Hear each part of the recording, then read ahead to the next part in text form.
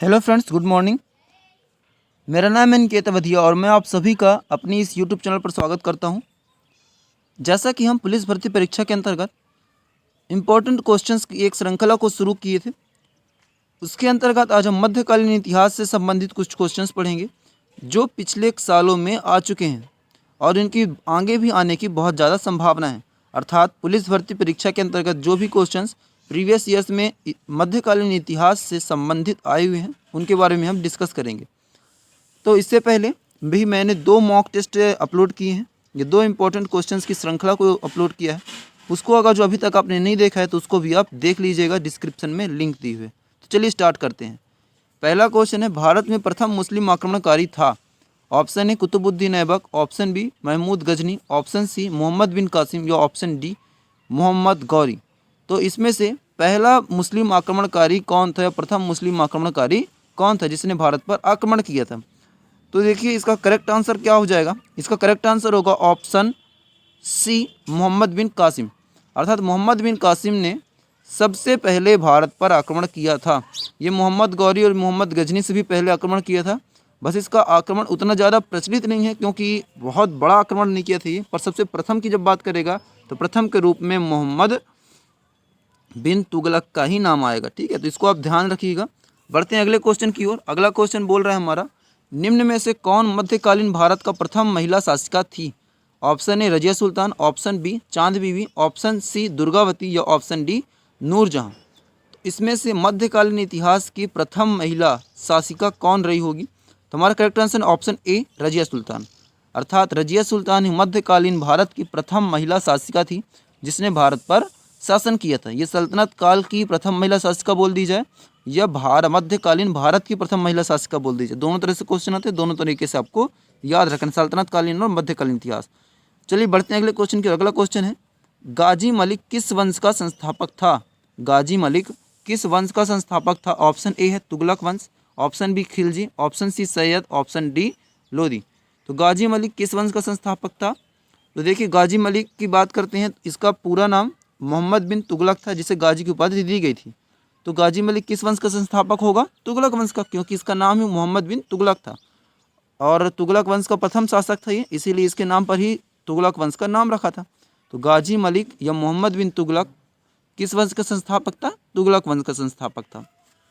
ठीक है, तो इसको याद रखिएगा। बढ़ते हैं अगले क्वेश्चन की ओर। अगला क्वेश्चन है, भारत में किस मध्यकालीन शासक ने इक्ता व्यवस्था प्रारंभ की थी?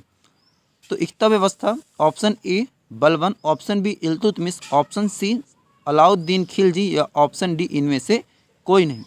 इक्ता व्यवस्था वाला जो ये क्वेश्चन है बहुत ज़्यादा इंपॉर्टेंट क्वेश्चन है और इसके बार बार आने की संभावना बनी रहती है। ठीक है, तो इस क्वेश्चन को बहुत ही ध्यान से आप याद करिएगा। इक्ता व्यवस्था, ऑप्शन बी इल्तुतमिश। इल्तुतमिश ने ही मध्यकालीन भारत में या मध्यकालीन शासक था जिसने इक्ता व्यवस्था का प्रारंभ किया था, इक्ता व्यवस्था को प्रचलित किया था। ठीक है, तो आप इसको याद रखिएगा। बढ़ते हैं हम अगले क्वेश्चन की ओर। हमारा अगला क्वेश्चन है, तूतिए हिंद, तूतिए हिंद किसे कहा जाता है? तूतिए हिंद किसे कहा जाता है? अमीर खुसरो को। अमीर खुसरो ही तूतिए हिंद के नाम से जाना जाता है। इस क्वेश्चन को दूसरी तरीके से किस तरह से बोल सकता है कि अमीर खुसरो को किस नाम से जाना जाता है? तो अमीर खुसरो किस नाम से जाना जाता है? तूतिए हिंद के नाम से। तूतिए हिंद किसे कहा जाता है? तो अमीर खुसरो को। तो आप दोनों तरीके से याद रखेंगे, दोनों तरीके से क्वेश्चन एग्जाम में आया हुआ है। बढ़ते हैं अगले क्वेश्चन की ओर। हमारा अगला क्वेश्चन है, बहमानी राज्य का संस्थापक कौन था? बहमानी राज्य की स्थापना किसने की थी? Option A Asaf Khan, option B Alauddin Hasan, option C Firoz Shah या ऑप्शन डी महमूद शाह। तो ये स्टेट पीएससी में भी आ चुका है क्वेश्चन, है ना। और इसके साथ ही एमपी पुलिस की बात करें तो एमपी पुलिस एसआई हो चाहे एमपी पुलिस कांस्टेबल हो, ये क्वेश्चन करीब करीब हर जगह पर एक एक दो दो बार रिपीट होता ही गया है और काफ़ी ज़्यादा इसकी संभावना है। इसको वीवीआई एमपी क्वेश्चन समझिएगा। तो इसका करेक्ट आंसर क्या हो जाएगा? इसका करेक्ट आंसर होगा ऑप्शन सी फिरोज शाह। अर्थात फिरोज शाह ही बहमनी राज्य का संस्थापक था जिसने बहमनी राज्य की स्थापना की थी, बहमनी राज्य को बसाया था। तो इसका करेक्ट आंसर आप याद रखिएगा, फिरोज शाह। बढ़ते हैं अगले क्वेश्चन की ओर। हमारा अगला क्वेश्चन है, निम्नलिखित शासकों में से कौन एक उच्च शिक्षित था या उच्च शिक्षा किसने प्राप्त की थी?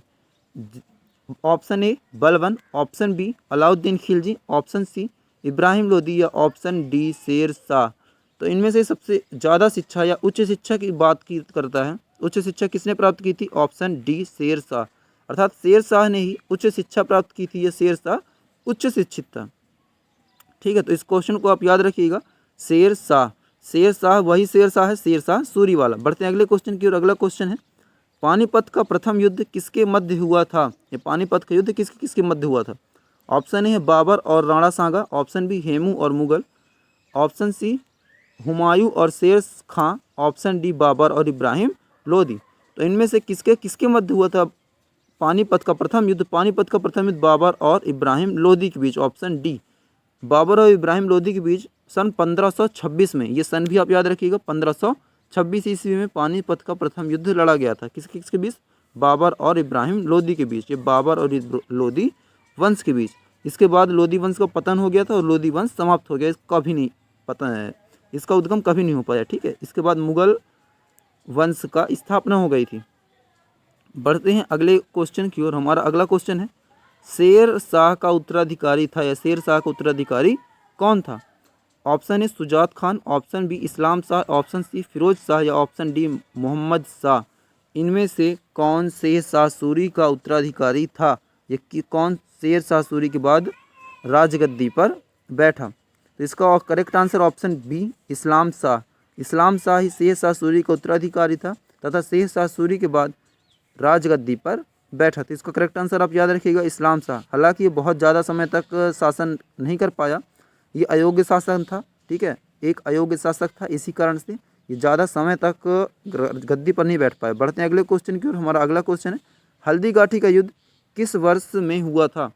ऑप्शन ए 1756 ईस्वी में, ऑप्शन बी 1576 ईस्वी में, ऑप्शन सी 1756 ईस्वी में या ऑप्शन डी 1776 ईस्वी में।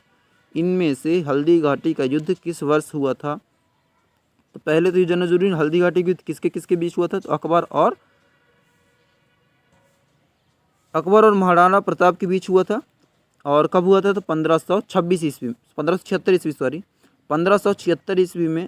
ऑप्शन बी हमारा सही है, 1576 ईस्वी में। 1576 ईस्वी में ही हल्दी घाटी का युद्ध लड़ा गया था। ठीक है, तो इसको आप याद रखिएगा। बढ़ते हैं अगले क्वेश्चन की ओर। अगला क्वेश्चन है, अकबरकालीन सैन्य व्यवस्था आधारित थी। अकबरकालीन सैन्य व्यवस्था किस पर आधारित थी, किस व्यवस्था पर आधारित थी? ऑप्शन ए मनसबदारी, ऑप्शन बी जमींदारी, ऑप्शन सी सामंतवादी, ऑप्शन डी आईने दहासाला। तो इसका करेक्ट आंसर क्या है? ऑप्शन ए मनसबदारी। तो अकबरकालीन सैन्य व्यवस्था जो थी तो वो मनसबदारी व्यवस्था थी।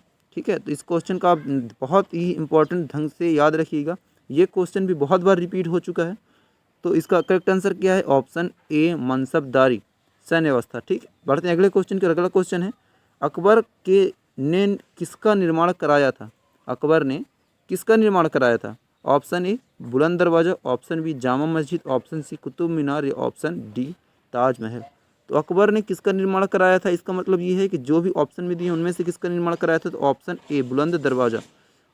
अकबर ने बुलंद दरवाजे का निर्माण कराया था। ठीक, कुतुब मीनार का निर्माण गुलाम वंश के शासकों ने कराया था। ताजमहल की बात करें तो इसका ताजमहल का निर्माण किसने कराया था? शाहजहां ने कराया था। तो इसका करेक्ट आंसर क्या हो जाएगा? ऑप्शन ए बुलंद दरवाज़ा। बढ़ते हैं अगले क्वेश्चन की ओर। और हमारा आज का अगला क्वेश्चन है, मुगल सम्राट जहांगीर ने किसे इंग्लिश खां की उपाधि दी थी? मुगल सम्राट जहांगीर ने इंग्लिश खां की उपाधि किसे दी थी? Option A Albuquerque, option B de Almeida, option C William Hawkins या option D Henry the Navigator. इनमें से किसे जहांगीर ने इंग्लिश खां की उपाधि दी थी? Option C William Hawkins. William Hawkins अंग्रेज के BEIC का प्रथम व्यक्ति था जो मुगल दरबार में गया था। ये पहली बार मुगल दरबार में गया था, विलियम हॉकिंस। इसको आप बहुत अच्छे से याद रखिएगा, बहुत इंपॉर्टेंट ढंग से याद रखिएगा। ये मॉडर्न हिस्ट्री का भी क्वेश्चन बन सकता है और मेडिसिन हिस्ट्री का, ये मध्यकालीन इतिहास का तो क्वेश्चन है ही। ठीक है, तो कौन सा ऑप्शन सही है? Option C William Hawkins, English Khan. बढ़ते हैं अगले क्वेश्चन की ओर। और हमारा अगला क्वेश्चन है, निम्नलिखित में से किसका मकबरा भारत के बाहर स्थित है या भारत में स्थित नहीं है? हमारे देश में इन शासकों में से किसका मकबरा स्थित नहीं है? Option A Humayun, option B Aurangzeb, option C Jahandar Shah या ऑप्शन डी जहांगीर। इनमें से किसका मकबरा भारत में स्थित नहीं है? तो करेक्ट आंसर क्या होगा? Option D Jahangir. जहांगीर का मकबरा भारत में स्थित नहीं है, बल्कि ये पाकिस्तान के लाहौर में स्थित है। जब पाकिस्तान भारत का भाग था तब भारत में ही था, परंतु भारत के विभाजन के पश्चात ही किस में है? पाकिस्तान के अंतर्गत आते थे, अर्थात भारत के बाहर स्थित है। कहाँ? लाहौर में। तो अब ध्यान रखिएगा कि भारत में जहांगीर का मकबरा स्थित नहीं है, पाकिस्तान के लाहौर में स्थित। बढ़ते हैं अगले क्वेश्चन की, और अगला क्वेश्चन है मुमताज़ महल का असली नाम था? Option A Arjumand Bano Begum, option B Ladli Begum, option C Mehrun Nisa या ऑप्शन डी रोशन आरा। इनमें से मुमताज़ महल का असली नाम क्या था? इसका करेक्ट आंसर क्या होगा? ऑप्शन ए अर्जुमंद बानो बेगम, अर्थात मुमताज़ महल का असली नाम अर्जुमंद बानो बेगम था। इस क्वेश्चन को भी आप बहुत ज़्यादा इंपॉर्टेंट ढंग से याद रखिएगा, ठीक है, कि मुमताज़ महल का असली नाम अर्जुमंद बानो बेगम था या अर्जुमंद बानो बेगम किसका अन्य नाम था? तो मुमताज़ महल का। बढ़ते हैं अगले क्वेश्चन की, और अगला क्वेश्चन है गुलाम वंश का संस्थापक कौन था? Option A Qutubuddin Aibak, option B Mohammad Ghazni, option C Iltutmish, option D Balban. इनमें से गुलाम वंश का संस्थापक कौन था या गुलाम वंश की स्थापना किसने की थी? तो इसका करेक्ट आंसर क्या हो सकता है? तो गुलाम वंश का संस्थापक था हमारा ऑप्शन ए कुतुबुद्दीन ऐबक। कुतुबुद्दीन ऐबक ने ही गुलाम वंश की स्थापना की थी, और ये गुलाम वंश का प्रथम शासक भी पूछे तो भी क्या है? कुतुबुद्दीन ऐबक। जो भी संस्थापक होता है वही पहला शासक होता है, जो भी पहला शासक होगा वही स्थापना करेगा। तो आप इस क्वेश्चन को भी याद रखिएगा, ठीक है। बढ़ते हैं अगले क्वेश्चन की ओर, और हमारा अगला क्वेश्चन है दिल्ली में लाल किले का निर्माण कराया था? दिल्ली में लाल किले का निर्माण किसने कराया था? Option A Akbar, option B Nur Jahan, option C Jahangir या ऑप्शन डी शाहजहां। तो इनमें से लाल किले का निर्माण किसने कराया था? तो देखिए लाल किला बहुत ज़्यादा इंपॉर्टेंट है, इसको आप ध्यान रखिएगा। तो हमारा करेक्ट आंसर होगा option Shah Jahan. Option D Shah Jahan है। तो शाहजहां ने ही दिल्ली में लाल किले का निर्माण कराया था। लाल किला क्यों इंपॉर्टेंट है?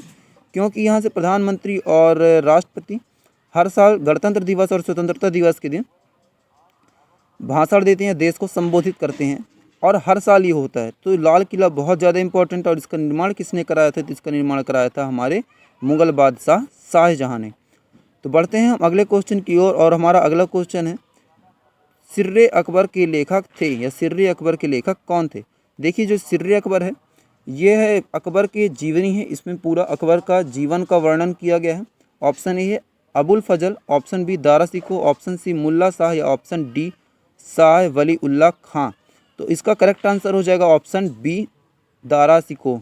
दारा सिको जो है तो ये जहांगीर का सबसे बड़ा पुत्र है, अर्थात औरंगजेब का बड़ा भाई है, ठीक है। तो इसको करेक्ट आंसर याद रखिएगा दारा सिको। दारा सिको ने ही सिर्रे अकबर का लेखन किया, या सिर्रे अकबर दारा सिको ने ही लिखा है। इसने काफ़ी सारी पुस्तकें लिखी हैं, और वो पुस्तकें भी इम्पॉर्टेंट है। तो आप ध्यान रखिएगा इस क्वेश्चन का आंसर है दारा सिको। इस तरह से भी क्वेश्चन आ सकता है कि अकबर का जीवन का लेखक है, अकबर की जीवनी किसने लिखी है? तो दारा सिको ने लिखी है। तो आप दोनों तरीके से याद रखिएगा। बढ़ते हैं अगले क्वेश्चन का। अगला क्वेश्चन है किस मुगल सेनापति के साथ शिवाजी ने 1665 ईस्वी में पुरंदर की संधि पर हस्ताक्षर किए? या पुरंदर की संधि पर शिवाजी ने किसके साथ हस्ताक्षर किए? तो इसका ऑप्शन ए दिलेर खां, ऑप्शन बी जय सिंह, ऑप्शन सी जसवंत सिंह या ऑप्शन डी शाइस्ता खां। इसका करेक्ट आंसर हो जाएगा ऑप्शन बी जय सिंह। जय सिंह ही वह मुगल सेनापति है ना, जो जिसने शिवाजी के साथ पुरंदर की संधि की। ये बहुत ज़्यादा इंपॉर्टेंट क्वेश्चन है, पुरंदर की संधि। इस टाइम पे मुगल शासक की बात करेंगे तो मुगल शासक था औरंगजेब। औरंगजेब का ही सेनापति था जय सिंह, जिसने शिवाजी के साथ पुरंदर की संधि पर हस्ताक्षर किया था। कब? 1665 ईस्वी में। तो इसका एक एक अक्षर बहुत ही अच्छे से याद रखिएगा। शिवाजी ने जय सिंह के साथ 1665 ईस्वी में पुरंदर की संधि की थी। उस समय पर मुगल बादशाह था औरंगजेब। तो इस पूरे सब कुछ को आप याद रखें। तो आज हम अब हमारे लास्ट वीडियो के क्वेश्चन का आंसर क्या है? लास्ट वीडियो क्वेश्चन में हमने पूछा था सांची का स्तूप का निर्माण किसने कराया था? सांची का स्तूप किसने बनवाया था? ऑप्शन है Chandragupta, option B Kautilya, option C Gautam Buddha, option D Ashoka. इसका करेक्ट आंसर था अशोक। अशोक ने ही सभी स्तूपों का निर्माण कराया था। सांची का स्तूप रायसेन जिले में स्थित है, मध्य प्रदेश के रायसेन जिले में सांची का स्तूप स्थित है। ठीक है, तो इस क्वेश्चन का आंसर क्या हो जाएगा? Option D Ashok. बढ़ते हैं हम आज के क्वेश्चन की ओर और हमारा आज का क्वेश्चन है चिल्का लेक या चिल्का झील स्थित है? Option A Karnataka, option B Malabar तट, ऑप्शन सी कोंकण तट या ऑप्शन डी उत्तरी सिरकार। उत्तरी सिरकार को क्या बोलते हैं? उड़ीसा भी बोलते हैं, ठीक है, क्योंकि उड़ीसा में इसका अधिकतर भाग आता है। तो इसमें से सबसे इसका करेक्ट आंसर क्या है आप मेरे कमेंट बॉक्स में बताइए, और इसका मैं करेक्ट आंसर अगली वीडियो में बताऊंगा। तो मिलते हैं अगली क्लास में, धन्यवाद।